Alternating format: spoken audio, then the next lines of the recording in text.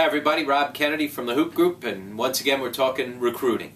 Last week we talked about creating a smart list, a smart basketball list, and when you're trying to figure out what school is the best fit for you. Remember, if you want to be a student athlete, you got to be able to figure out what school works for you from a student standpoint, socially, academically, everything else, and then what's going to work for you on the athletic side. All right, as a player, if that's important to you, if finding a school that you're going to be able to play at is important, then you got to make sure that you're making smart decisions around basketball. That you're not all of a sudden getting, wowed by certain things that maybe aren't as important, as they should be. And you don't pick a school because of what sneaker they wear or the gear that they got or anything like that.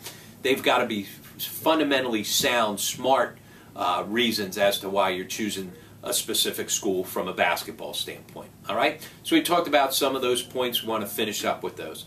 The next thing that I think is really important on your smart list from an athletic standpoint is the academic support that's given from their athletic department. All right? I'm not talking about the academic support system that they've got on the academic side of stuff. I'm not talking about your advisor. I'm not talking about major. I'm talking about what does the athletic department do from an academic support standpoint, okay? Who are their academic support people? Do you feel comfortable with him or her?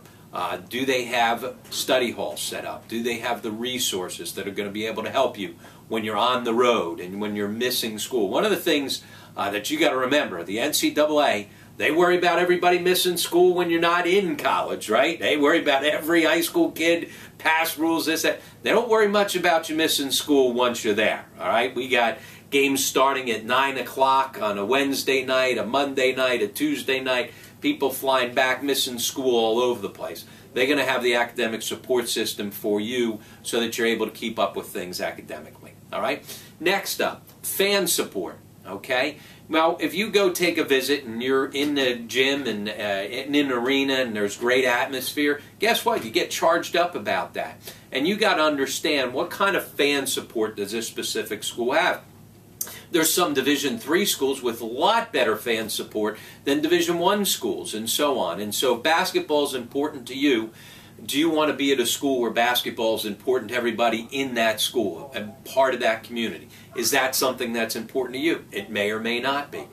As well, facilities, okay? Again, you don't go someplace because they got the nicest locker room. That's dumb.